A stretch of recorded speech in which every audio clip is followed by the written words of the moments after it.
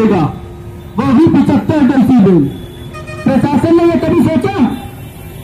क्योंकि मस्जिदों पर 4 सुराइयां लगी हैं, उन्होंने कभी प्रशासनिक अधिकारी ने जाकर के कभी एक मौलवी से कहा, कभी एक मुल्ले से कहा आखिर 4 सुराइयां क्यों है? 75 डेसिबल मानक कह रहा है, इससे अधिक की अत्यधिक आवाज ध्वनि क्यों है?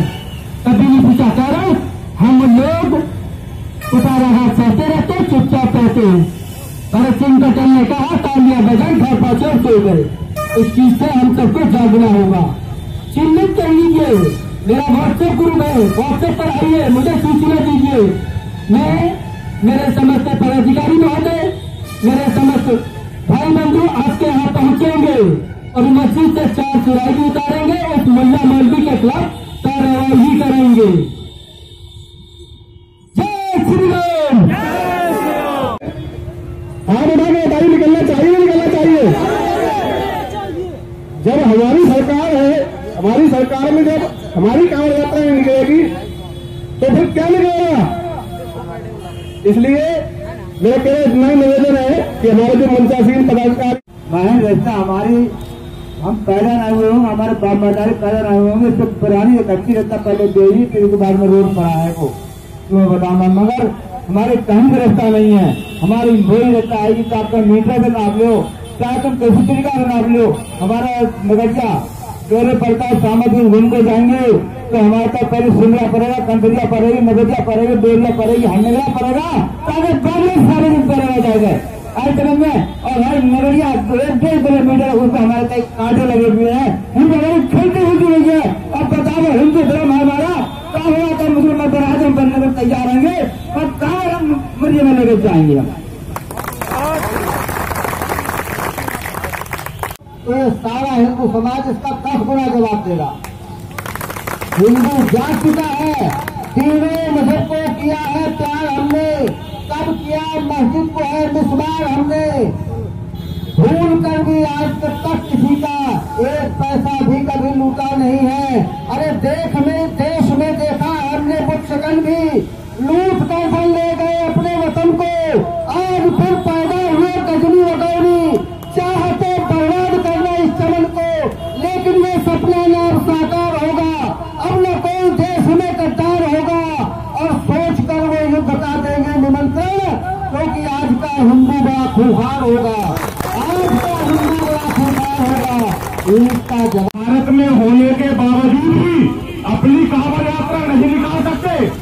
क्या डीजे के साथ कांवड़ यात्रा नहीं निकलेगी?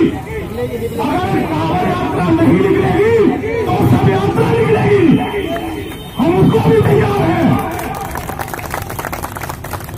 हम उसको भी तैयार हैं।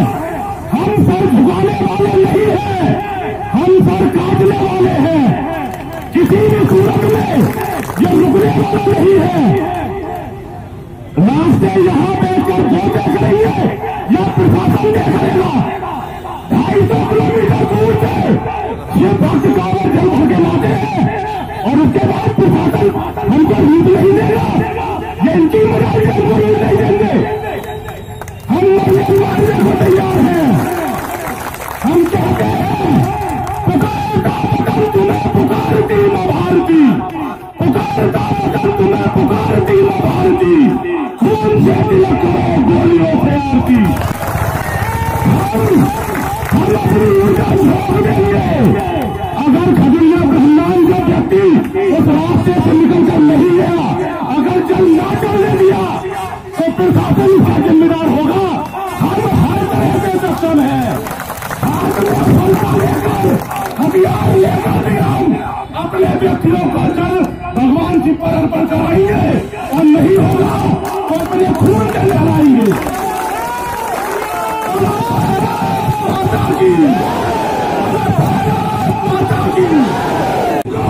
हमने ओपन चैलेंज देते हैं, हमको रोक कर दिखाए। हमारा खजुरिया ब्रह्मांड का एक एक व्यक्ति चल जाकर भगवान भोलेनाथ पर चढ़ाएगा। अगर किसी में हिम्मत है तो वो रोक कर दिखा दे। माननीय विधायक जी पप्पू भरतौल जी पिछले 2 दिनों से 3 दिनों से लगे, इस चीज में 3 दिनों से लगे हुए हैं। हम अब अपने मंचासीन सभी लोगों का सम्मानित रखते हुए हम बस यही चाहते हैं, हमारा कुछ नहीं, केवल जल वही जलेगा यहाँ से रास्ता तय किया गया है। रास्ता तय करने वाला शासन ने प्रशासन को होता है। हम स्वतंत्र भारत के नागरिक हैं, हर रास्ता हमारा है, हर देश हम ले सकते हैं, तो रास्ता हमारा ये क्या करेंगे? सिर्फ वक्त वहां पहुंचते हैं तो डंडा लेकर स्वागत करते हैं, प्रदेश के मुख्यमंत्री हमें फूल की बारिश करेंगे और ये प्रशासन डंडा लेकर खड़ा होगा। प्रशासन को इसकी आवाज में जवाब दो। इन्हें पता चलना चाहिए ये सिंहों की औलाद है, ये कहीं झुकने या दबने वाली नहीं है।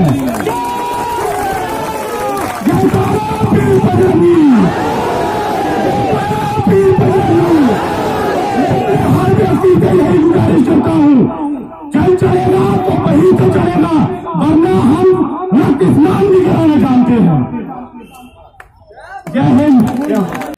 कि उस जगह से कांवड़ यात्रा नहीं निकलेगी। मुझे ऐसा लग रहा है कि प्रशासन अपने आप को ये दिखाना चाहता है कि हम कितना कार्य कर रहे हैं। जिस क्षेत्र में प्रशासन को कार्य करना चाहिए उस क्षेत्र में वो आज भी कुछ नहीं कर रहे हैं। जगह जगह आप जाके देखिए कितनी ऐसी चीजें हैं जो प्रशासन के कार्य क्षेत्र के अंतर्गत आती हैं, लेकिन प्रशासन को उसकी तरफ बिल्कुल भी ध्यान नहीं है। प्रशासन का लेकिन हमें यहाँ का प्रशासन तालिबानी शासन दिखाता है, औरंगजेब का शासन दिखाता है। हमारी समझ में नहीं आ गया है कि आखिर प्रशासन ये हमसे चाहता क्या है। आज हम अगर कोई अमृत की बात करते हैं तो हमारे लिए संप्रदाय कहा जाता है, और यहीं से दूसरा समुदाय खुलेआम नारेबाजी करता है, नारे तस्लीम जैसी, तो उसके लिए प्रशासन कुछ नहीं कहता है। इस हिंदुस्तान के अंदर दो कानून कैसे? मेरी समझ में ये नहीं आता है। आज हम लोग कोई भी कार्यक्रम करते हैं, प्रशासन तरह तरह की नीति अपनाता है, हमसे खुले हम कहता है कि आजाद कितने डीजे जाएंगे, कितने डीजे नहीं जाएंगे। वो तो इससे सरकार बदल गई है, सरकार ने हमारे ऊपर सब काम कर गई है, हिम्मत की नीति अपना रही है सारी, लेकिन प्रशासन आज भी औरंगजेब की नीति अपना गया है। हिंदुओं की भावनाओं का कुठाराघात हिंदू समाज बिल्कुल बर्दाश्त नहीं करेगा। जिस तरह से जो खबर को लेकर, जब हाथ की घटनाओं को लेकर बरेली में लगातार जो घटना हो रही है, तो से ही जाएंगे, दिल्ली से नहीं जाएंगे। ये परंपरागत शब्द शायद हमारा ही प्रशासन बरेली में पैदा किया हुआ है। ऐसा क्यों हम लोगों ऊपर लागू होता है? एक कांवड़ आज जो राजेंद्र नगर से निकली, कल जड़चरा से निकली, कल गांधीनगर से निकली, कल मॉडल टाउन से निकली। आज हो सकता है उसका बच्चा कांवड़ लेकर जाएगा, कल नहीं जाएगा, कल उसका बाबा कांवड़ लेकर जाएगा। तो क्या कांवड़ का कोई घर तय है या शंकर जी का कोई शिवालय तय है कि साहब भोला के अलावा कहीं जलाभ चेक नहीं होगा? बरेली के साथों-नाथ का रास्ता सिर्फ एक होगा। मेरे साथियों, अगर ऐसा कुछ है तो मैं प्रशासन से एक बात मानना चाहता हूँ कि वो लिखकर हमें वो परंपरागत रास्ता दे दें कि आज के बाद इस रास्ते पर कोई कांवड़िया जल चढ़ाने नहीं जाएगा। धरना देने के लिए हमको इसलिए मजबूर होना पड़ा। ये पीछे काफी समय से जो है हिंदू समाज की जो कमजोर वर्ग के, विशेष रूप से जो दलित वर्ग हैं, उनकी बहु बेटियों के साथ मुस्लिम समाज के द्वारा बहुत ही अत्याचार किया जा रहा है। उनकी बहु बेटियों को भगा के, फुसला के लिए लेके जाया जा रहा है, और फिर अगर कोई विरोध करता है वो कमजोर वर्ग का व्यक्ति, क्योंकि वो पैसे से बहुत कमजोर होता है, तो उसके ही विरुद्ध मुकदमा लिखवाया जाता है और फिर उससे समझौते पे दबाव कराया जाता है कि आप अपनी लड़की को भूल जाओ, तुम्हारा हम मुकदमा वापस करा देंगे। और इस प्रकार के प्रताड़ित करने के लिए, और मुझे जब मालूम पड़ता है तो मुझे बड़ा कष्ट होता है कि ऐसे ऐसे कार्य, घृणित कार्य इंटीरियर से गाँव में इस तरीके से हो रहे हैं। और उसके लिए ऐसी कई घटनाएं सीरीगंज की, थाना एजेंट नगर की, थाना बिशारतगंज में तो बहुत ही गंभीर घटना हुई। एक मुस्लिम फौजी के द्वारा छुट्टी पे आया हुआ था, उसने सामने मकान के घर से एक नाबालिग लड़की को खींचा और अपने घर के अंदर ले जाके बलात्कार कर लिया, और महीने भर तक गांव घूमता रहा। उसका अभी तक कोई गिरफ्तारी नहीं हुई है, और मौत से जाकर अपने फौज में फिर जाके ड्यूटी पे चला गया है। ऐसे फतेहगंज पूर्वी में भी हमारे कार्यकर्ता गए शिकायत करने के लिए उस थानाध्यक्ष के लिए कि आपने जो है और उसको जो है हमारे हिंदू जागरण मंच के और इस प्रकार के जो कार्यकर्ता हैं उनके साथ उनके विरुद्ध उल्टा मुकदमे दायर कर दिए गए। और अभी जो लेटेस्ट घटना हुई है हमारे खजुरियान में घटना जो हुई है, जिसमें हमारे शिव भक्त कांवर लेना जाना चाहते थे, उनको कांवर को लोग प्रतिबंधित करके और एक बहुत बड़ी छावनी का रूप देकर उनके कम से कम 10-12 आसपास के गांवों का आवागमन सब बंद कर दिया गया और मुझे भी उस गांव में प्रवेश करने नहीं दिया गया और हमारा ही त्यौहार, हम ही प्रतिबंध, हमें ही अंदर नहीं जाने दिया गया। उस सब के विरुद्ध हमने आज ये धरना प्रदर्शन किया है और हम मांग करते हैं कि हमारी मांगों को तुरंत मांगा जाए और माना जाए और अविलंब हमारे साथ न्याय किया जाए, यही हमारी मांग है। हम लोग विश्व हिंदू परिषद हिंदू जागरण मंच संयुक्त रूप से हम लोग धरना प्रदर्शन कर रहे हैं, क्योंकि हिंदुओं की आवाज़ों को काफी समय से दबाया गया। बरेली प्रशासन जो हम लोगों की आवाज को दबा रहा है, हम लोगों के समाज को पूजा पाठ करने के लिए रोका जा रहा है। खजुरिया ब्रह्मांड में जिस तरह की घटना हुई, 4 दिन से उस रास्ते को रोककर घरों में बंधक बनाकर लोगों को रोका गया। हम लोगों के पदाधिकारी विश्व हिंदू परिषद के पवन अरोड़ा जी, मैं प्रवीण भारद्वाज, सब लोग गए साथियों के साथ, तो हम लोग गाड़ियां रोककर ऐसा व्यवहार किया गया वहाँ जैसे हम लोग कोई बहुत बड़े अपराध करने वाले लोग हैं। गाड़ियों के जैसे ही रुकी, हम लोगों को बड़े बड़े हेलमेट और डंडे लेकर वहाँ लोग तैयार हो गए प्रशासन। कम से कम पूजा पाठ करने के लिए तो रास्तों के लिए विधिवत व्यवस्था होती है, कोई परंपरागत रास्ता तो तय नहीं होता। ये धरना आपका कब तक रहेगा?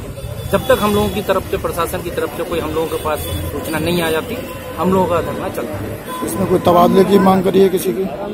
हम लोगों की मांग है, प्रशासन अपनी, हमारी जो मांग है वो मांगे, नहीं तो फिर आंदोलन और ज्यादा तेज।